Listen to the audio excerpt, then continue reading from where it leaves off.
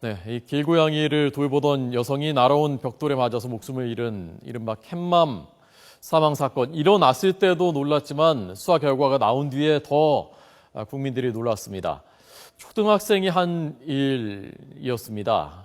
그리고 일부러 그런 것은 아니었던 것으로 조사되고 있습니다. 먼저 김평정 기자 연결하겠습니다. 김 기자 나오십시오.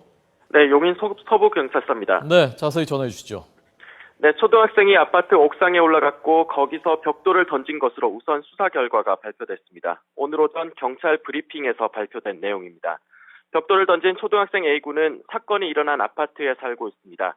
A군은 사건 당일인 지난 8일 친구 2명과 함께 엘리베이터를 타고 아파트 옥상에 올라갔던 것으로 조사됐습니다.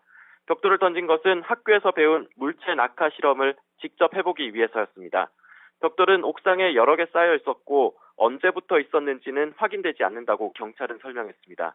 경찰은 CCTV 분석과 채취한 발자국 등을 바탕으로 어제 저녁 A군을 용의자로 특정해 붙잡았습니다.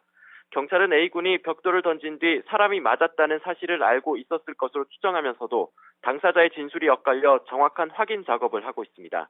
또 A군 등이 벽돌을 던진 사실을 부모에게도 말하지 않아 해당 부모들은 어제서야 사실을 알게 됐다고 설명했습니다. A군은 현재 14살 미만이라 형사처벌 대상이 아니며 신분도 피의자가 아니라 피혐의자입니다.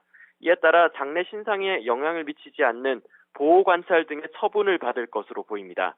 경찰은 우선 사건 당시 함께 있었던 나머지 한 명의 신원 확보에 주력하는 동시에 가해자 A군과 함께 있었던 B군 등을 상대로 경위 등에 대한 추가 조사를 할 계획입니다.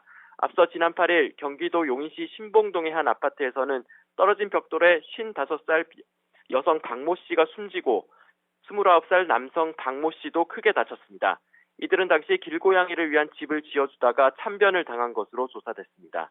경찰은 그동안 수배 전단 배포와 DNA 분석을 의뢰하고 거짓말 탐지기까지 동원하는 등 가해자를 추적해왔습니다. 지금까지 경기 용인 서부경찰서에서 YTN 김평정입니다.